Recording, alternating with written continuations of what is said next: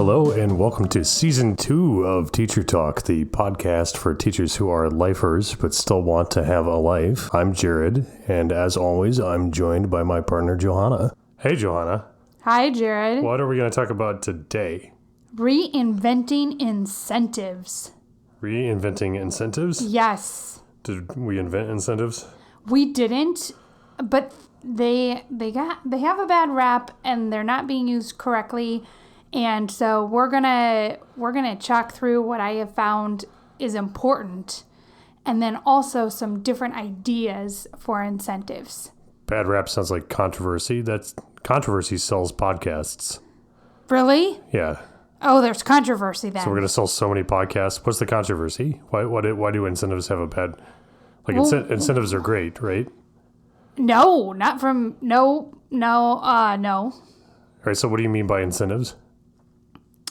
Like reasons beyond just the want to learn or the want to be good or the want to do your best. Incentives for the students.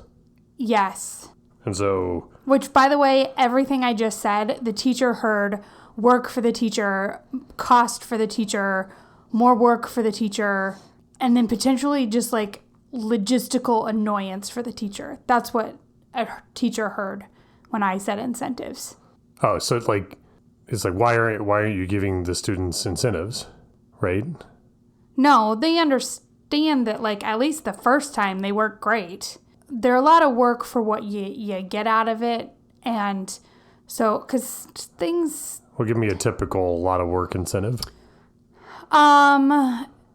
Teacher brings in food. Teacher brings in food? Mm-hmm. Which you're not allowed to do, because what if they have a food allergy? In our state, you're not allowed to do. And I was trying to make a joke. Unless you're private, then you could do it. By food allergy, I meant allergic to food.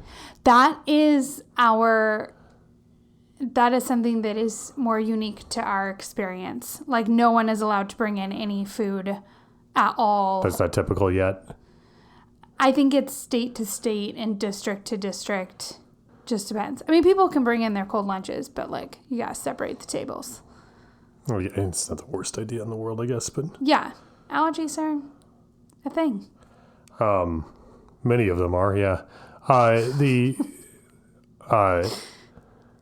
Send all hate mail for Jared to Teacher Talk. I'm not talking about teachers. Your made-up allergy. I'm talking about the other made-up allergies. Yours is real. You don't worry. It's all those other people that are making theirs up that I'm making fun of. Stop it. Okay.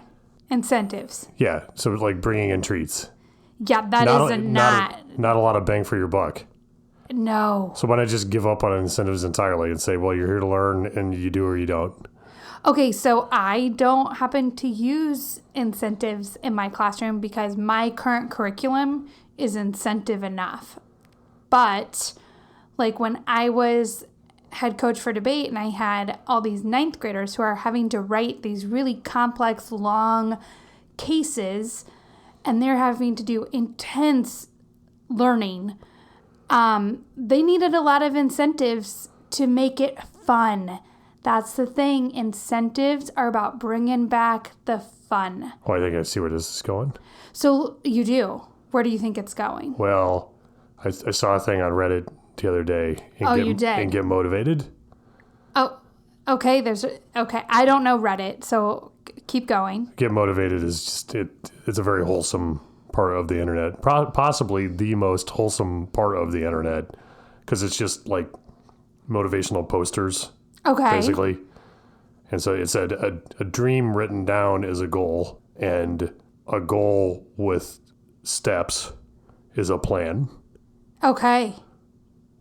And a plan executed is something good too. But a goal with steps, I think, if you incentivize the steps, that probably makes the goal more achievable.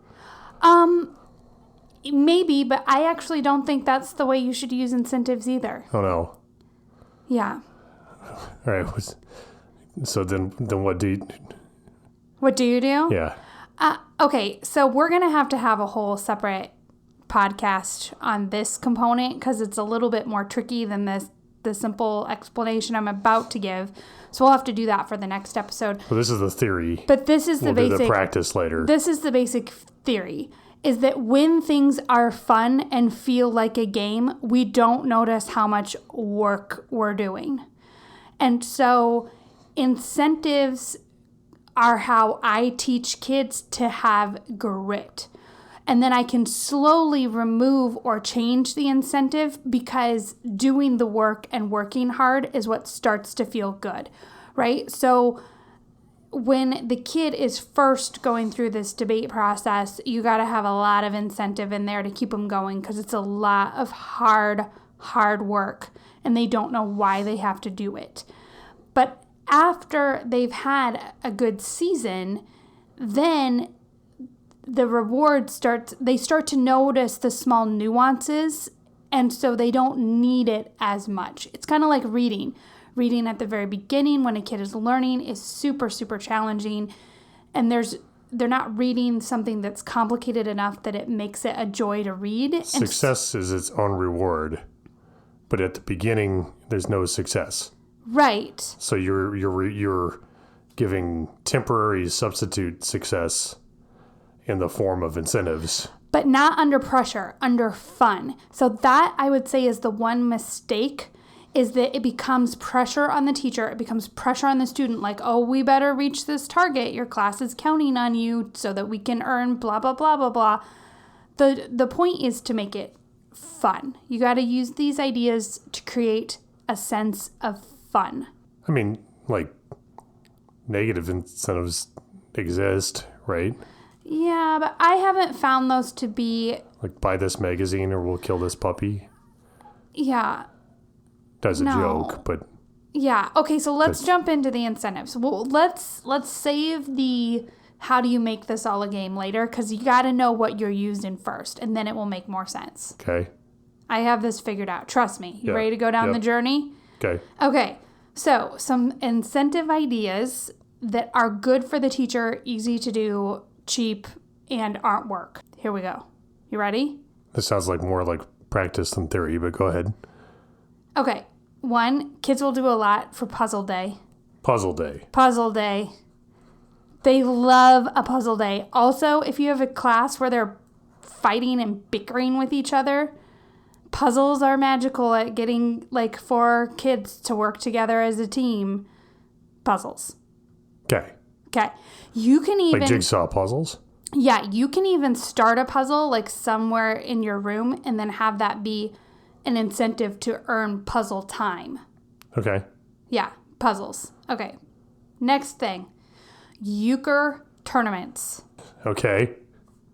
I used these all the time for debate. If they're younger kids, you can use spoons.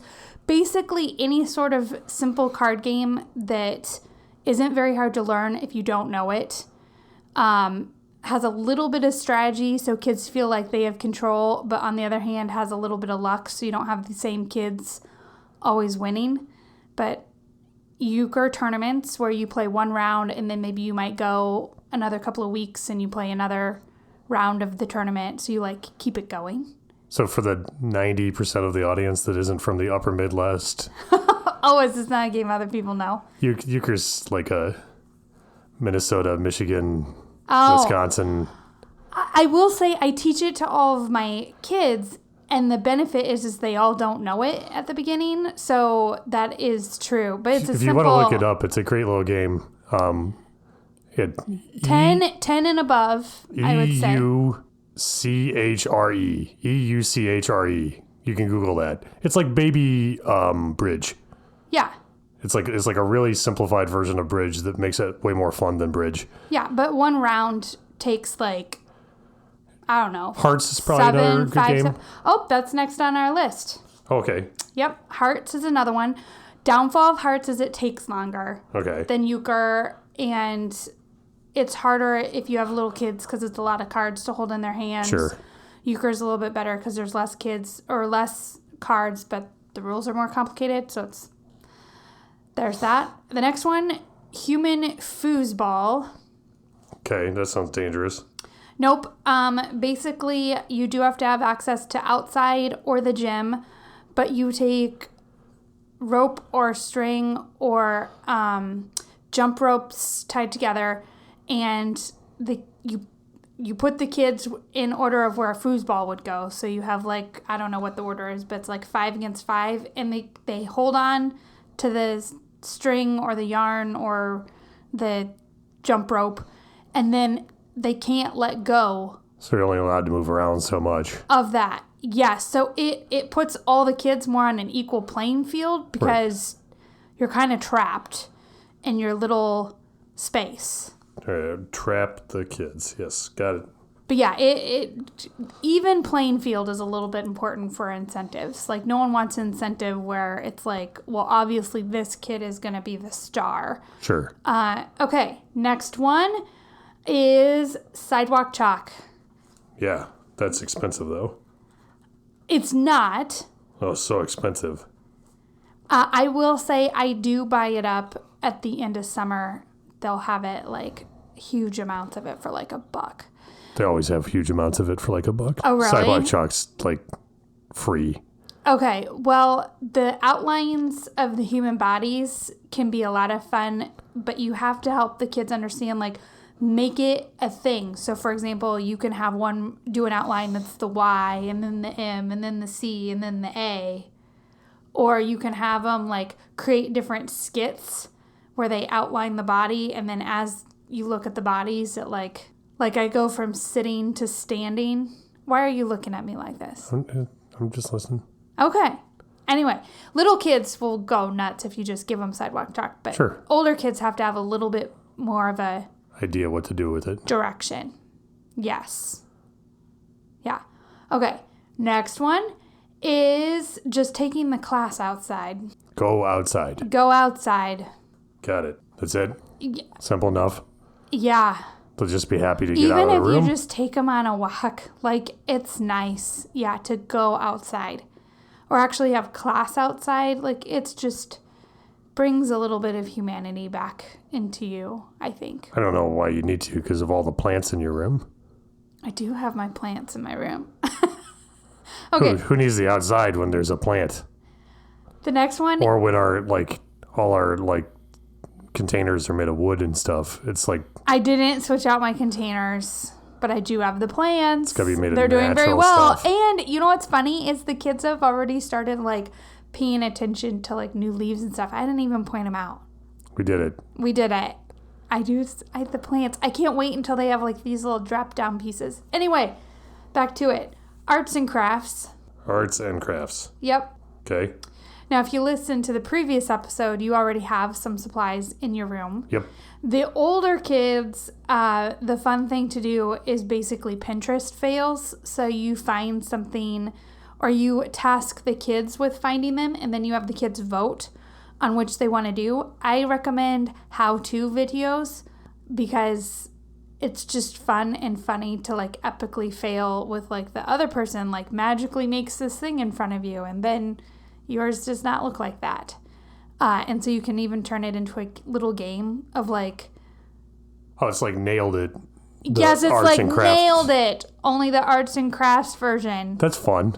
Yeah. I don't even like arts and crafts, and that sounds fun. Yeah, so you can have an award like biggest fail, or you can have the opposite, like closest to the original, or just makes you laugh, or whatever. I like to buy, they have those ribbons at like dollar stores. And so, Like State Fair ribbon things. yeah, but just keep them posted. Don't give it to the kid. And then just say, like, in period 1, the winner of whatever it was is, like, and then you just put their name next to it and it's on the wall. Okay. Yeah. Younger kids, they will be more interested in that, but only if you find an arts and craft thing that tends to be a kid doing it or an art teacher. You need to look for art teacher how-to videos because otherwise you will get a video that they can like not do. So Right, okay. little kids are not as happy if they can't do it also. Failing's not as fun.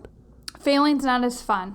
Yes. Simple like weaving videos with how to weave with paper is a good idea for young kids. But next one, holiday parties. Holiday parties. Yes. or season parties, we should probably call them. This works with the older kids, not with the younger kids, because holy day parties, Rosh Hashanah. The 6th graders and above, they'll do a lot of work for a day where they get to make, like, not Valentine's, like, friendship party day. Not necessarily that they even hand out to each other, but that they just get to make. Same with, like, around the fall season, the non-Halloween party, or around the winter season. Like, you can get older kids to do a whole lot of work for the ability for their class to earn a holiday party that's not a holiday party. Okay. And then just put the kids in charge of organizing it, bringing stuff in. Like, if I were you, I would do nothing. Like, a part of the joy of it would be to party plan, have a little party planning committee, because they get into that at the older grade levels. Yes. Just like on The Office? Yes, just like on The Office. That's right. And it'll work just as well. What's the episode where they got to earn the little yogurt medallions? That's really early. That's Office Olympics. Yes. This is what I'm telling you, is basically the kids would go nuts over Office Olympics. Like, yeah, the dorkier and the weirder it is, the better it is. So now I have an entire semester's worth of incentives planned. Oh, I have more. Am I going to teach anything or? Yes. Okay. So let me finish with my incentives. Okay. Okay. I mean, we only have 12 years of grade school, right?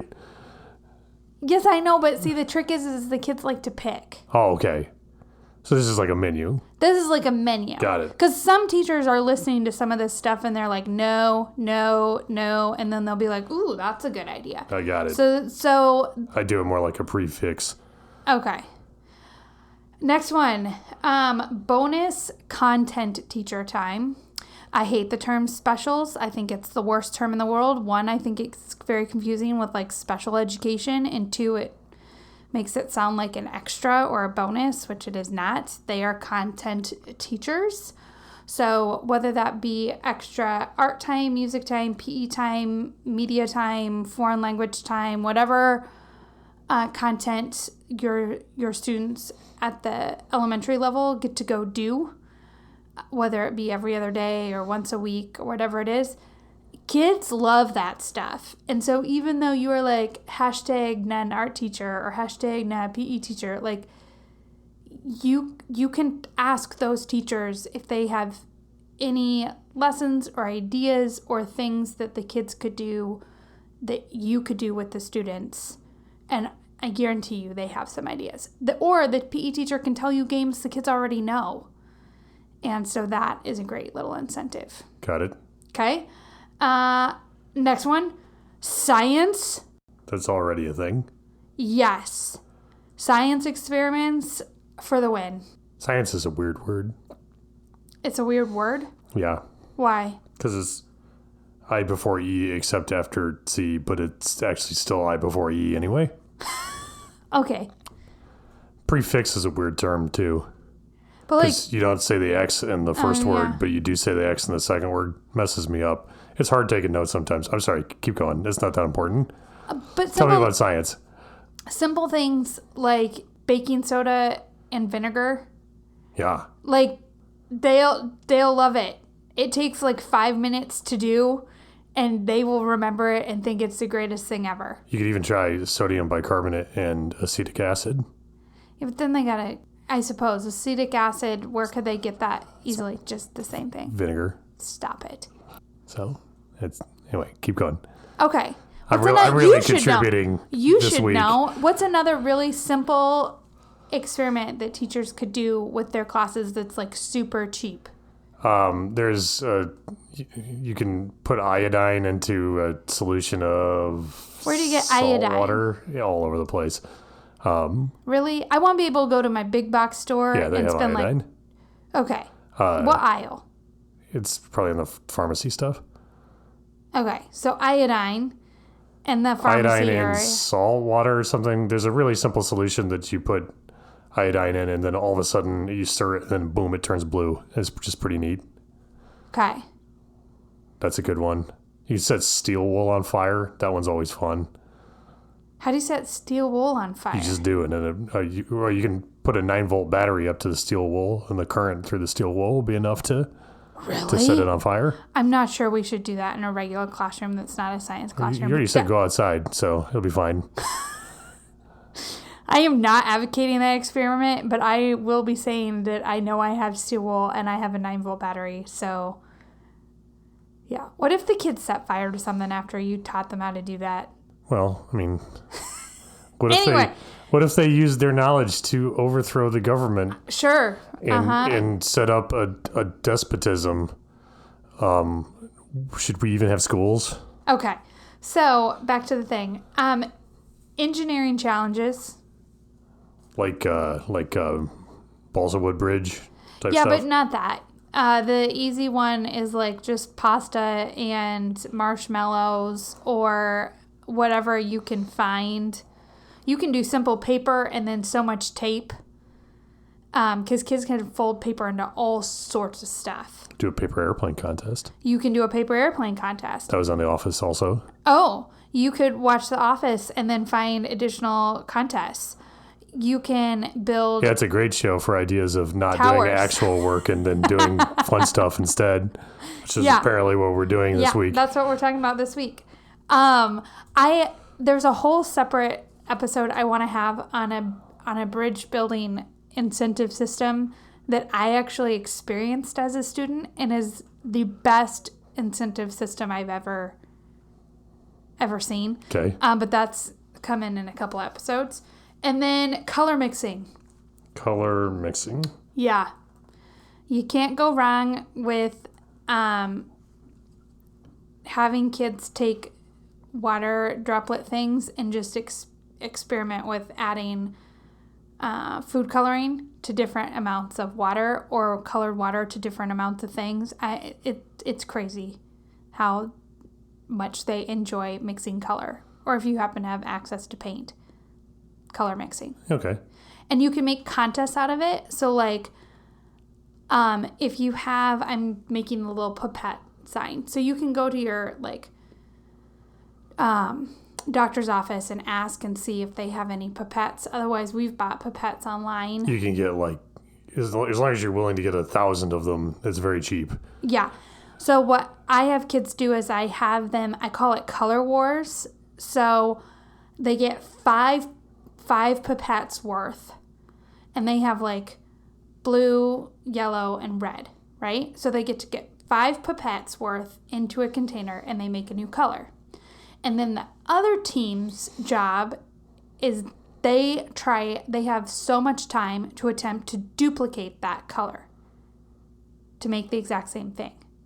But they don't know how much blue was put in, how much red was put in, how much yellow was put in. So they have to like test over and over again and then dump out their thing and they're like, oh, it's a little too red, and then dump it and then try again. So like if I did... It's like the cooking show. There's a cooking show like this? Well, with like Gordon Ramsay. The one you watch all the time, where they have the red team and the blue team, and he yells at them. Okay, but maybe not like that at all, because it's more like if someone cooked a chicken and then said, here's all the ingredients. You're the one who watches this show. He does that like regularly. One of the things is, he does? Hey, I made a thing. Your job now is to try and make the exact same thing just by tasting it. Yeah. Okay. Yeah. So it's like that. So the teams flip. These are your shows. Okay. They flip-flop the color they created. Yeah. And then the two teams have 2 minutes or 5 minutes. You have to have a dump container because they're going to have 5 pipettes worth of water. That was like what? Like a couple of tablespoons? I think each pipette's it's about an ounce. Yeah, it's not a lot of water we're talking about. But then they have 2 minutes or 5 minutes to attempt to match that color. I hesitated because I'm sure it's not actually in freedom units, but yeah. Okay. I have no idea what, like freedom, like to be free? Freedom units is the sarcastic term for like pounds, ounces, miles instead of metric units. Oh, got it. Because only the United States has them. They're dumb. Yeah. America. We have a lot of listeners not in America, though. Well, then they'll Well, they want to make fun of us if they don't already know. You can call our stupid measurements freedom units. Got it. So, Color Wars is a great one that, again, like the food coloring box, that one food coloring box will last you like forever. Yeah, but right. Color Wars, FYI, is also a great backup sub plan if you're an art teacher. Good. Okay, so through this list, maybe the teacher has like 3 things that stuck out to them as something that they could use as an incentive system. And then the trick is to keep it fun and it be something the kids work up towards. Right. And we'll talk about how to do that next time, because we've already had an entire podcast worth of listing off our menu here. Yes. Why are you making it sound like such a negative? It was more than I expected. It's good to have ideas. One of the most emails we get are questions about more ideas for simple, easy, like this whole, they can go online and find a million incentive ideas that take all of the money and forever and are a lot of work. Everything I just explained is something that, like, if you take 5 minutes to organize, like, that's it. Like, it should not be work for you. Right. Yeah, if it is, don't pick it off this list. It felt like work for me as I was learning about them, because I was like, how am I going to do all this stuff? I don't even have time to figure it out myself, let alone to actually implement it. But I don't need to do all of it. I picked the 2 or 3 that I like. Yeah. Yeah. And we'll get into the how. To recap us. How's next time? Yeah. Okay. We want fun incentives. Not fun incentives. Well, the incentives should be fun. That are fun. But it's that how you use them is about making learning feel like a game. You want to gamify. Yes. Because that's especially important starting new, more longer term tasks. Yeah, learning to research is not fun. And there's no reward right away. No. There's no success. So we're gonna encourage Successorgy. Successorgy? You got that? Yeah. Yeah. Trademark Jared. It's the energy of success. By doing things like Puzzle Day, Euchre or Heart tournaments, human foosball, sidewalk chalk, simply going outside, arts and crafts, not holiday parties. Wait, the arts and crafts it's the upper grades, it's Pinterest fail. Pinterest fail, like nailed it. Yes. Like the whole goal is to try and do it with the video and then have it not go according to plan. Younger kids we don't want that you want stuff that's done by kids or art teachers. Yes, that's below grade level. Not holiday parties. Bonus content, teacher time, by which you mean specials. Stop it. Science, like simple science fun. Like Mr. Wizard stuff. Yes. Shoot, you could even look up and watch a little Mr. Wizard clip and then you should do it. Everyone should do that. Engineering challenges like spaghetti and marshmallow towers, and color mixing. And you can even have like a kind of a recipe matching contest. Yeah, I call it Color Wars, trademark Johanna, if this ever becomes a thing and takes off. Color Wars. My invention. Got it. 1 or 2 of these things is the thing I'm going to pick. Probably 2 or 3. We're going to figure out how to do it next time on Teacher Talk. That's right. Thank you, Johanna. Thank you, Jared.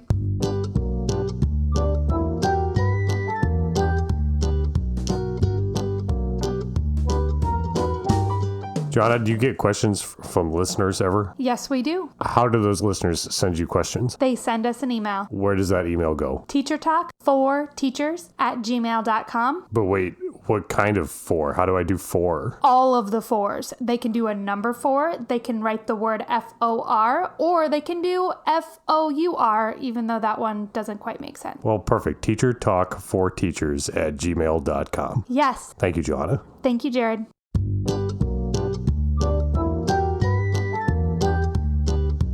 Teacher Talk, the podcast for teachers who are lifers but still want to have a life.